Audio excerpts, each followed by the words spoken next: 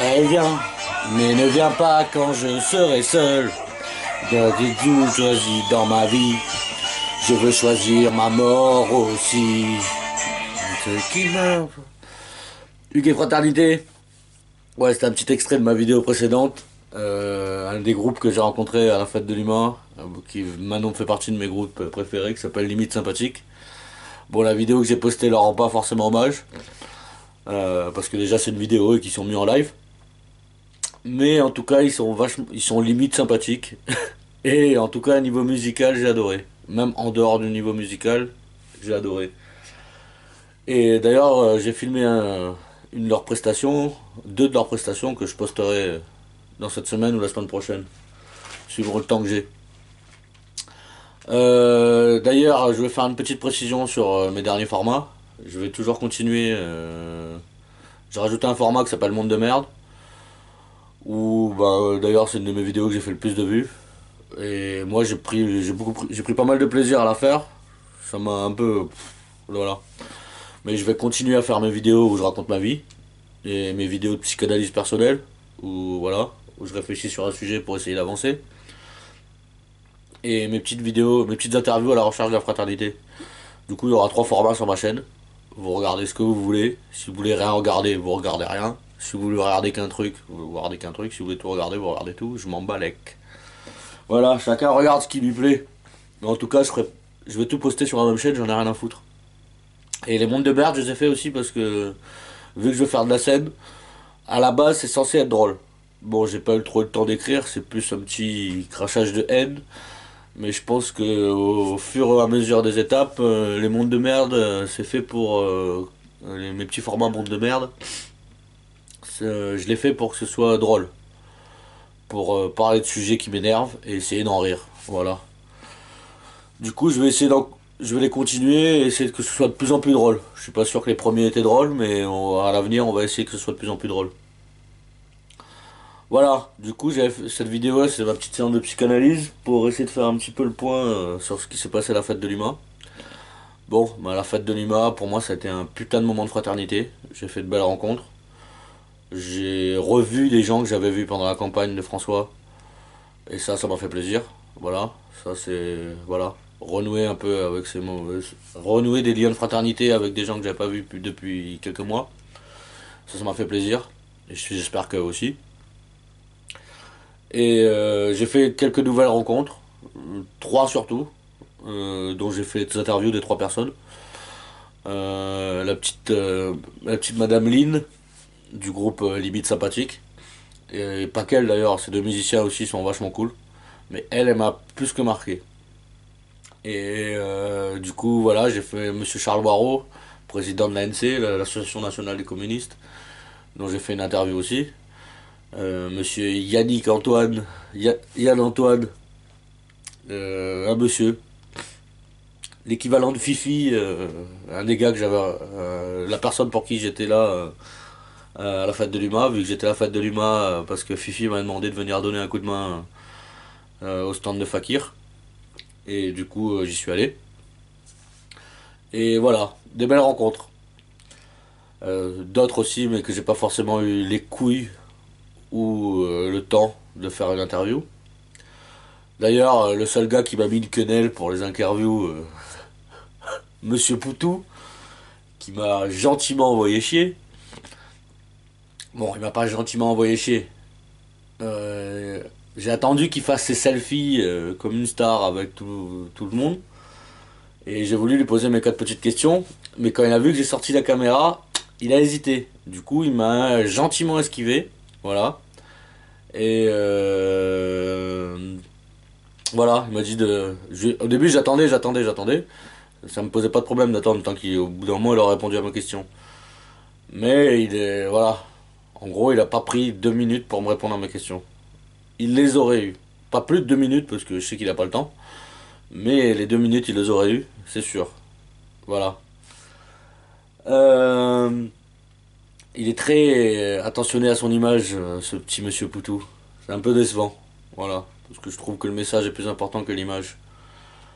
Voilà. Mais à part le côté Disneyland des communistes de la fête de l'humain, Ça veut dire que tous les communistes qui viennent là, c'est pour acheter des souvenirs, comme à Disneyland, quoi. Tu vois, à Disneyland, on vient voir Mickey et Minnie. Là, on vient voir, voilà, on vient voir le Che, voilà, on s'achète une petite casquette du Che, une petite casquette avec des étoiles rouges, des petits t-shirts Viva la Révolution. Voilà, c'était pas trop mon délire. Bon, je me suis quand même fait carotte comme tout le monde. J'ai acheté des livres, j'ai acheté 2 livres de Karl Marx et 2 livres de Lénine.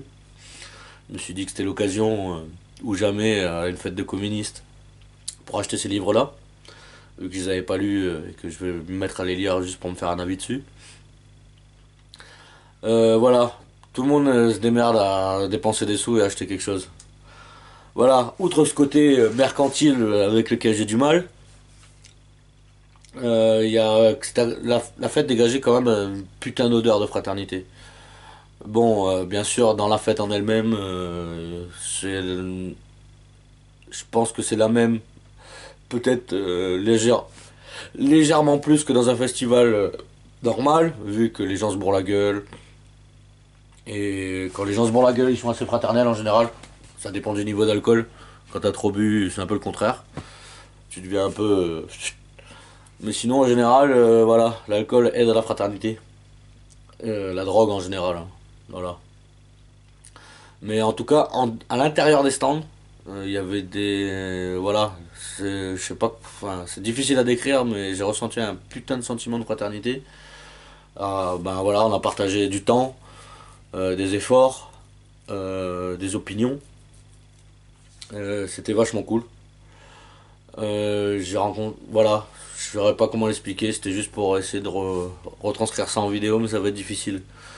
Mais en tout cas, ça fait plaisir de voir des gens qui sont dans le système, alors que moi je ne suis pas, qui sont dans le système et qui quand même pensent un peu comme moi, qui ont quand même la même vision géopolitique que moi, qui pensent bien qu'il faut arrêter de voir ce qui divise et voir ce qui rassemble.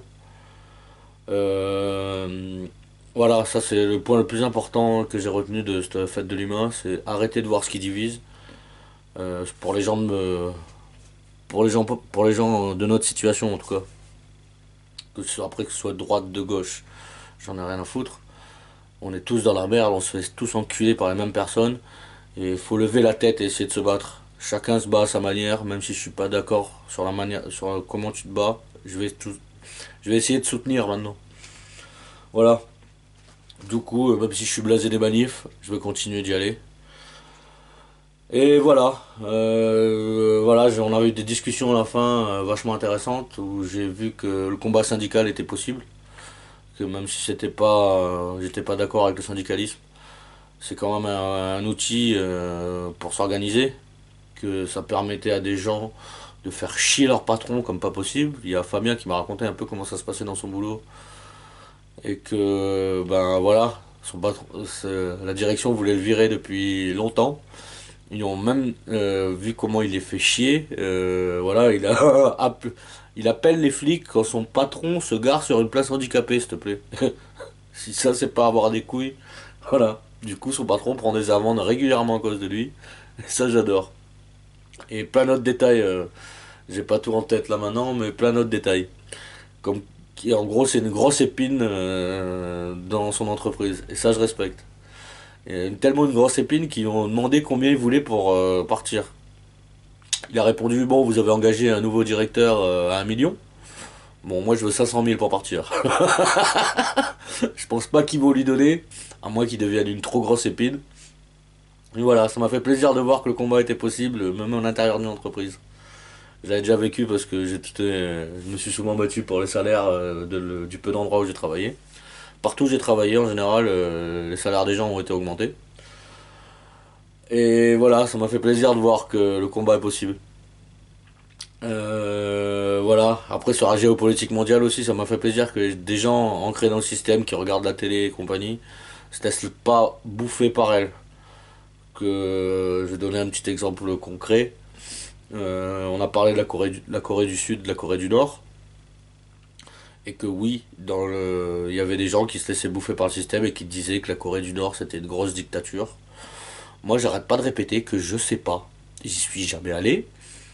Les gens qui me racontent comment ça se passe là-bas, c'est des gros enculés, je les crois pas. Du coup, j'ai du mal à me forger une opinion. Surtout depuis que j'ai vu à la mort de, je sais plus comment il s'appelle, mais le père de Kim Jong-un, hein, quand à la mort du premier dictateur, quand il est mort, j'ai vu des milliers de gens pleurer à chaudes larmes. Et ça se voyait que les larmes venaient du cœur. C'est des choses, ça c'est un truc qui se simule pas. L'émotion qu'il y avait eu à ce moment-là, ça pouvait pas être simulé. Du coup, je me suis dit que les gens aimaient quand même leur dictateur. Dictateur entre guillemets, hein, parce que comme j'ai dit, je peux pas me faire un avis. Voilà, du coup, je m'avais remis en question sur la Corée du Nord et sur l'image qu'on m'en donnait. Surtout que là, j'ai parlé un peu avec Monsieur Charles Waro, qui parlait pas qu'avec moi, qui parlait à quelqu'un d'autre, mais j'avais l'oreille qui traînait. Parce ils avaient invité des Coréens du Sud à leur stand, qui ont grave apprécié la fête de l'humain. Et en parlant un peu avec eux, j'ai entendu des histoires sur la Corée du Sud par des gens de confiance et qui y sont allés eux-mêmes. Voilà, et qui t'expliquent que on te rabâche toujours que la Corée du Nord c'est une dictature. Bon, comme je dis, j'ai du mal. Et en gros, venant de la bouche des Coréens, qui m'ont dit que beaucoup de gens étaient derrière leur. C'est pas forcément toute la population, il doit y avoir une partie qui l'est pas. Mais la plupart des habitants de Corée du Nord sont derrière leur dictateur, qui a pas de famine là-bas, contrairement à ce qu'on nous raconte. Et il y en a eu, mais pour l'instant il n'y en a pas. Qu'ils sont tous anti-américains primaires, comme moi d'ailleurs, et que s'ils acceptent leur vie comme ça, qu'ils sont tous là, c'est pour essayer de se battre un peu contre les ricains. Faut dire qu'ils ont envoyé demande tous les ans, la Corée du Nord demande de signer un accord de paix avec les États-Unis, que les États-Unis refusent de signer tout le temps, voilà, et que la population était vachement derrière leur dictateur. Voilà, ça m'a fait un peu, voilà, je sais pas comment le dire. Mais voilà. Mais surtout sur la Corée du Sud, parce que tout le monde me parle tout le temps de la Corée du Nord, mais la Corée du Sud, là on avait des Coréens du Sud sur place pour étayer les propos, et du coup on m'a dit, voilà, que les Coréens du Sud m'ont dit, et j'ai entendu une personne qui était allée en Corée du Sud qui me l'a raconté, qu'au final la Corée du Sud, ils ont une loi, un peu l'équivalent de notre état d'urgence mais version coréenne, qui permet à l'État, qui permet à la police en l'occurrence, de mettre en prison n'importe qui sans motif pour une durée sans motif. Voilà, je vais te dire les motifs après. Pour une durée indéterminée. Ça veut dire que en Corée du Sud, si tu critiques le gouvernement coréen ou si tu fais l'apologie de la Corée du Nord ou si tu critiques le gouvernement si tu critiques l'armée américaine, tu vas en prison. Voilà, clair, net, comme ça. Tu fermes ta gueule en Corée du Sud. Sinon, tu vas en prison. Après, on dira lequel des deux côtés est une dictature. Parce qu'on m'a bien expliqué qu'en Corée du Sud, je le savais, mais je pensais pas à ça aussi important que ça. Je savais que les États-Unis avaient une grande influence en Corée du Sud, mais qu'ils soient totalement au pouvoir, je savais pas. Voilà. Je suis peut-être con, mais je savais pas. Voilà. En gros, la Corée du Sud, c'est vraiment des chiens des Américains. Ils peuvent même pas enfin, d'un pays où toute critique est condamnée par de la prison. Voilà, on me dira pas que c'est une démocratie. Voilà. Ou, en gros, la Corée du Sud, ça pue. À part les circuits touristiques, hein. Mais bien sûr, si tu vas un peu dans ce qui n'est pas touristique, tu vas voir la réalité de la vie. Si les gens ont les couilles de te parler un peu, tu verras comment ça se passe là-bas. On a un peu changé la vision des choses. Je pensais, j'avais déjà un peu cette vision, mais ça me l'a accentué. Voilà, en gros c'était pour... Voilà, je vais un peu finir cette vidéo parce que je sais pas combien elle dure, parce qu'elle va être un peu longue. Mais en gros, voilà, la fête de l'humain, un putain de moment de fraternité qui m'a fait du chaud au cœur. Euh, voilà, qui m'a un peu reboosté. Et voilà, sur ce je vais finir ma vidéo là-dessus. Et si vous avez pas vu la vidéo d'avant, où je fais une petite interview de limite sympathique de la chanteuse, allez la voir. jour des pluies ou d'autres en plein soleil. À celui qui te la vie, le plus de leur soleil. Moi je veux mourir sur scène, devant les projecteurs. Oui, je veux mourir sur scène, le cœur ouvert tout en couleur, mourir sans la moindre peine. Au dernier rendez-vous, oui, je veux mourir sur scène, sur ton jusqu'au bout. Allez, salut fraternité tout le monde.